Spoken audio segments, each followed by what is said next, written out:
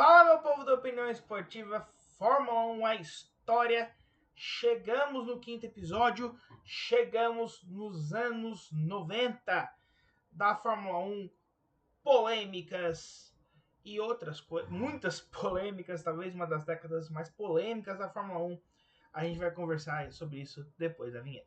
Então, bora lá.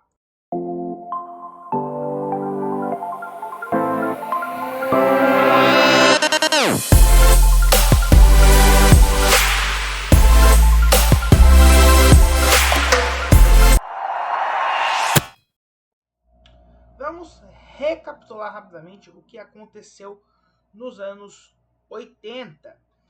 A gente teve graves acidentes nos anos 80 que culminou na morte de Hélio De Angelis, no acidente em que o DJ Pironi quebrou as pernas, as mortes de Ricardo Paletti e Gilles Villeneuve em 82, o acidente gravíssimo de Frank Williams em 86. No âmbito das equipes, a gente teve rivalidades muito fortes, como Piquet contra Mansell na Williams, Prost contra Senna na McLaren. O Lauda voltando e ganhando um tricampeonato por meio ponto, né, aumentando ainda mais toda a mística em cima do Lauda. No início da década, a criação da fibra de carbono e lá no final, a criação do pedal shift e de polêmicas envolvendo Jean-Marie Balestre e Senna e Piquet, e Senna e Prost. Então, tudo isso culminou nos anos 90, que a gente vai começar a falar dele agora. Vamos falar da estrutura do campeonato nos anos 90. Os anos 90 tem uma das grandes mudanças, que é o fim definitivo do descarte. O descarte, que era você não considerar as piores provas, vinha desde os anos 50, com mudanças no número de corridas, na forma, às vezes o campeonato era dividido até em 2 turnos. Mas, em 1990, acaba o descarte, passa-se a pontuar 10 pontos em vez de 9 para o vencedor, mas ainda se mantém com apenas os 6 primeiros carros pontuando.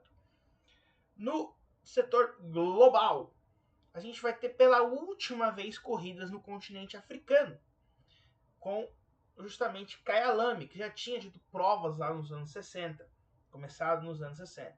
Temos o fim de provas no México, que vai ficar um bom tempo sem voltar. No início da década, a gente vai ver Phoenix não conseguir se firmar como o GP dos Estados Unidos, saindo da categoria, fazendo com que pela primeira vez na história não tivesse etapas nos Estados Unidos. Lá em 1950 tinha a Indy 500, foi seguindo, a Indy 500 sai para a entrada de Watkins Glen. Quando o Watkins Glen sai, vai se alternando os circuitos, tendo Las Vegas, Detroit, Dallas, Long Beach e a própria Phoenix. E aí se encerra e ninguém assume até nos anos 2020, em Indianápolis de novo, já no circuito misto. Mas se mantém pelo menos o Canadá, ali se mantém o circuito Gilles Villeneuve, e mantém a América do Norte no calendário.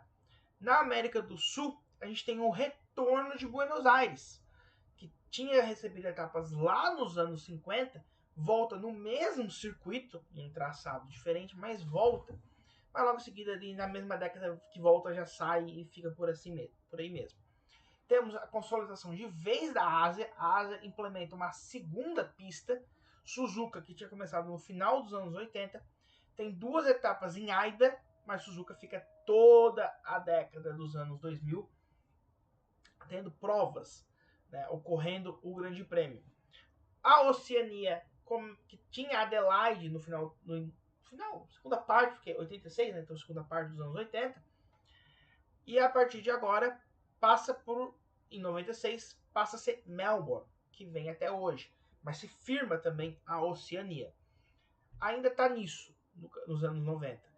Com algumas etapas, a maioria ainda na Europa, diferente de hoje, em que a maioria das provas acontecem fora da Europa, se a gente for somar ali o calendário em si, O calendário europeu, você tem muitas provas na Europa, você tem muitas provas na Ásia, algumas na América do Norte, uma na América do Sul, uma na Oceania, e que forma tudo isso. Mas nos anos 90 se firma os continentes que a gente tem até hoje. né? Se firma de fato mesmo. Perde a África, mas se fixa América do Norte, América do Sul, Europa, Ásia e Oceania como está até hoje. Com a África querendo voltar, né? Repito, a África está fora do calendário desde os anos 90, a América Central é o único continente que nunca entrou. Isso se a gente não fizer a separação da Ásia em duas, né? Extremo asiático, extremo leste e Oriente Médio. Contando como uma só, porque o Oriente Médio entraria só nos anos 2000. Então, de estrutura do campeonato, é isso, os anos 90 não mudam muita coisa. Tá muito mais parecido com o que é hoje, mas nos anos 2000 é que aí sim vai criar essa cara definitiva que a gente está acostumado com o calendário da Fórmula 1. Vamos falar dos pilotos.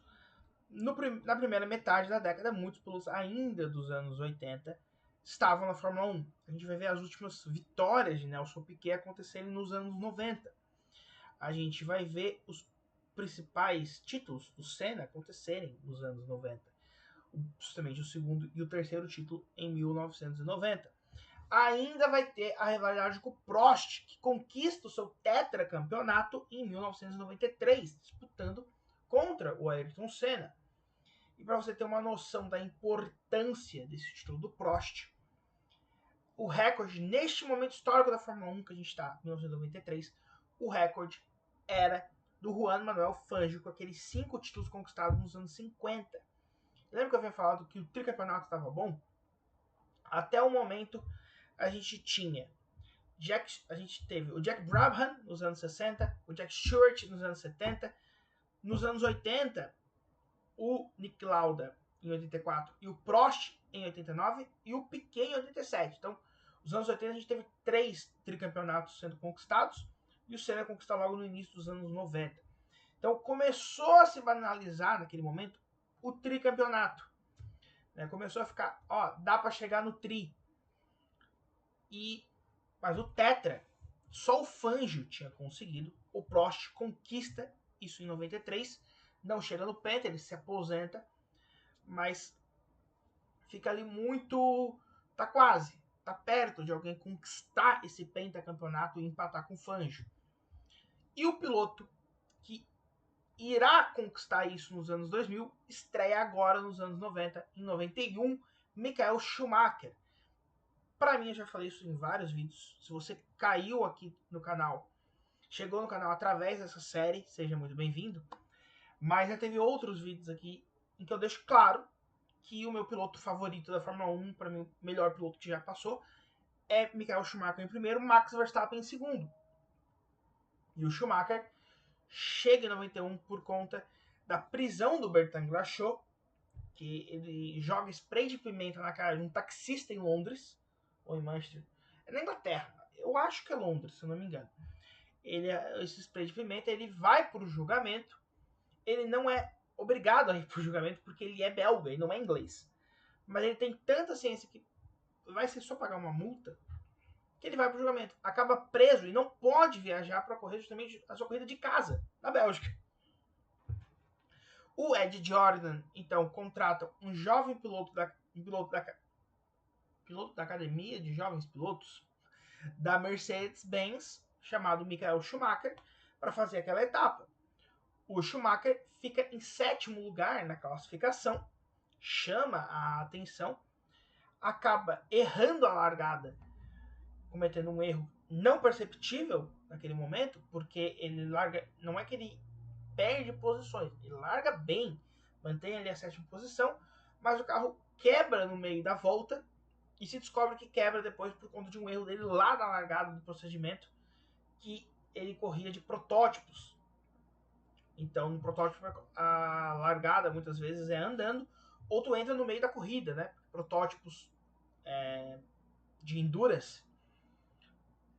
A maioria de protótipos é endurance, mas, por exemplo, Stock Car, só citando de exemplo, não seria um carro protótipo, mas só para vocês entenderem. Ele é a largada em movimento, ou, naquela época, né? Ou tu entra no meio da corrida. Tu não está acostumado a largar parado, comete esse erro, mas é o suficiente para que o Flávio Briatore chame ele para Benetton. Nos anos 90, o Schumacher já ganha 2 títulos, 94 e 95. com polêmicas, muitas polêmicas. Porque lembra que em 89 tem toda aquela polêmica de Suzuka? Em 90 vai ter também uma nova polêmica do Senna jogando o carro para cima do Prost. Em 94 o Schumacher joga o carro para cima do Damon Hill. Todas essas táticas funcionaram, né? O Prost joga o carro em cima do Senna, o Senna perde. O Senna joga em cima do Prost, o Prost perde. O Schumacher joga em cima do Damon Hill, o Damon Hill perde.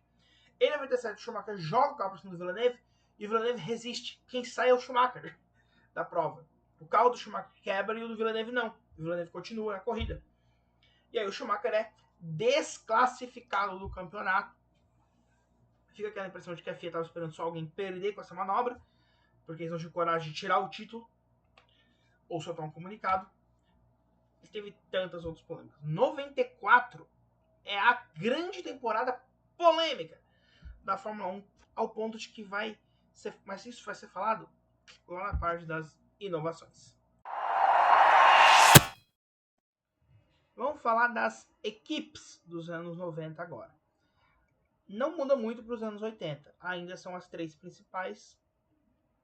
São Ferrari, McLaren e Williams. Com uma única mudança, né? Nas equipes que ganham títulos. Sai a Brabham, entra a Benetton. A Brabham quebra de vez nos anos 90, ela deixa de existir. Como falei, o Bernie Eccleston foi obrigado a vender ela fica uma temporada fora, volta, chega a colocar o filho do Jack Brabham para pilotar. É a última vez que uma mulher é colocada como titular na Fórmula 1, foi a Brabham. E o Damon Hill, filho do Graham Hill, entra na equipe também neste momento. A McLaren vem com uma grande força do final dos anos 80, emendando um bicampeonato. Esse bicampeonato vira um tetracampeonato ao ganhar 90, 91, trocando o Alan Prost pelo Gerhard Berger. Com a saída da Honda, a McLaren entra num declínio. Só que é um declínio muito passageiro. Ela vai ter dificuldades ali em 92 e 93. E isso culmina na saída do Senna para a Williams em 94. Corre muito mal em 94 a McLaren, em 95 também tem problemas, 96 chega a Mercedes, mas em 97 a casa começa a ser arrumada ao ponto de que ganha o título de construtores em 98 e ganha o título de pilotos em 99. Mika Hakkinen, tanto 98 quanto 99 ganha de pilotos, né? Mas 99 não tem o título de pilotos ali. E termina muito bem. Entra nos anos 2000 com uma parceria técnica com a Mercedes, que já vinha com 2 títulos, e entra muito forte nos anos 2000, ganhando os 2 últimos títulos de pilotos dos anos 90, como foi nos anos 80. A Williams tinha conseguido ganhar um título mundial de pilotos e 2 de construtores após o acidente do Frank Williams, mas entra nos anos 90 com o Andrew Newey, que cria o sistema de suspensão ativa. Ganha os campeonatos de construtores de 92, 93 e 94, mais 96 e 97. Todos esses, com exceção de 94, ganhando também o título de pilotos. Consegue, após o fim da parceria com a Honda, achar uma parceria com a Renault. Porém, a Renault sai no final dos anos 90. E a Williams volta a ficar totalmente perdida. Então a Williams termina os anos 90 como terminou os anos 80. Perdida e sem visão do que saber do futuro. Vai achar uma parceria, já dou um spoiler, ela vai achar, assim como achou uma parceria com a Renault, ela acha uma nova parceria nos anos 2000. A Ferrari vem, lembra que eu falei que eles inventaram o pedal shift, mas eles tiveram falta de confiança neles mesmos lá no final dos anos 90? Isso vai aumentar aqui, vai piorar o bolo e tudo mais, quando eles contratam o Alan Prost para o lugar do Gerhard Berger. A dupla passa a ser Alan Prost e Nigel Mansell, algo que pouca gente se lembra, porque o Mansell ficou muito apagado nessa dupla com o Prost. E o Prost sai pela porta dos fundos com problemas de relacionamento com a Ferrari. Todas essas notícias que você está lendo de briga do Hamilton com a Ferrari no ano de 25, o pessoal via no ano de 91 com o Prost, vai ver depois com outros pilotos também. A Ferrari é uma pólvora, né? Somado todo esse caos, a Ferrari vai para a Inglaterra, volta para a Itália. Acontece um monte de problema. Opa, mosquito aqui. Acontece um monte de problema. A Ferrari então traz um francês, chefe de equipe da Peugeot no Rally, para tentar alinhar a casa. Traz Jean Todt. E já tem vídeo aqui no canal, um vídeo bem antigo. O primeiro vídeo do canal é falando de toda essa revolução que o Jean Todt fez na Ferrari. Mas resumindo, em 96 chega Michael Schumacher, Ross Brown e Rory Byrne, esse trio vindo da Benetton, e eles começam a formular o time. Isso vai lhe render o título de construtores em 99 e a partir dos anos 2000 toda a dominância.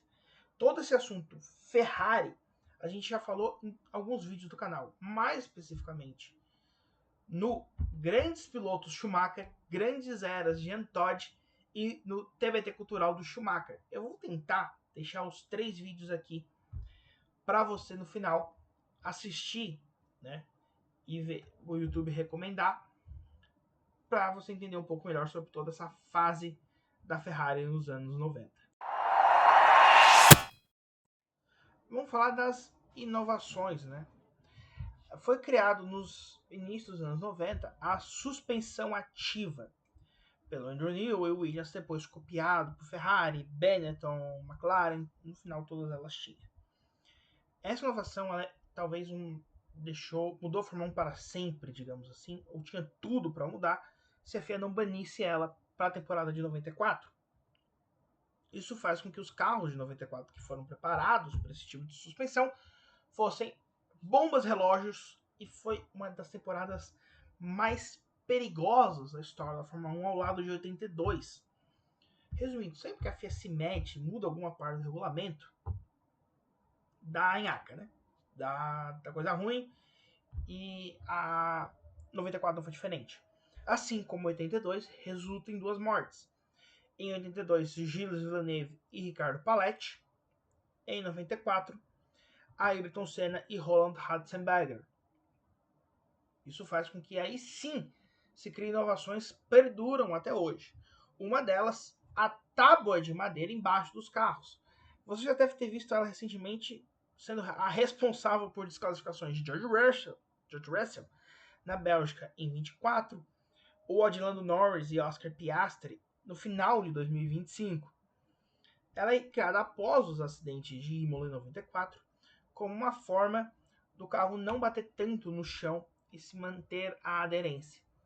Outros detalhes foi a mudança no cockpit. Sabe aquela parte que os pilotos tiram antes de sair do carro? Aquilo é criado também após os acidentes. E se tu olha as fotos da primeira temporada, os carros são completamente estranhos, porque ficou muito desproporcional dentro do carro esse sistema. Isso é uma preparação para o Hans, só que o Hans vem só nos anos 2000. Começa a ser testado em algumas categorias, tem um acidente do Mika Hakkinen em Adelaide, que modifica também bastante isso, mas fica para lá. Aqui é a mudança do cockpit, tem a mudança dos freios ABS, passa-se, a partir de 98, todas as equipes usarem o pedal shift. Como eu falei lá no episódio anterior, a Ford Corse é a última em 97, e a partir de 98 todas elas usam. Mas as principais mudanças criadas nos 90 é a madeira e os freios ABS, que passam a ser usados, que hoje todas as equipes usam.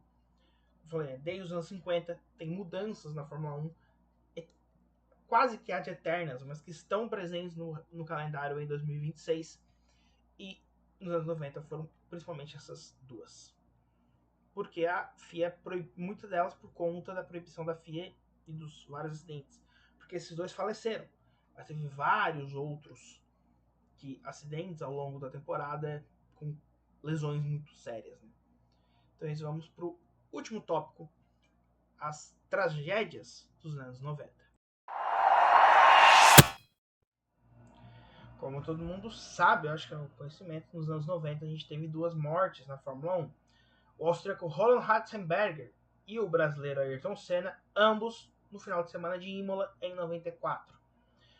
Como já falamos, o regulamento de 94 foi um regulamento totalmente problemático, em que tirou a suspensão eletrônica do início dos anos 90, ali 91, 92, 93, o que fez com que os carros ficassem muito instáveis. Imola, por ser o circuito mais rápido do primeiro semestre, vale lembrar que Monza e Spa-Francorchamps são na segunda parte do campeonato, que também são circuitos rápidos.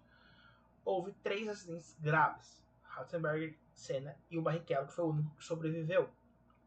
Quer dizer, teve um acidente gravíssimo. A gente também teve o Pedro Lamy na largada. Tivemos outros acidentes ao longo daquela temporada. Tivemos em Barcelona, tivemos em treinos classificatórios, em treinos particulares. Tivemos no Grande Prêmio de Mônaco também. Antes que a Fórmula 1 adotasse medidas para impedir isso. Então é isso, fica o nosso tributo ao Ratzenberger e ao Senna. Se você caiu de paraquedas aqui, vou deixar uma playlist com todos os episódios dessa série que estamos fazendo e um vídeo que o YouTube vai te recomendar aqui do canal. É isso, vejo você na próxima e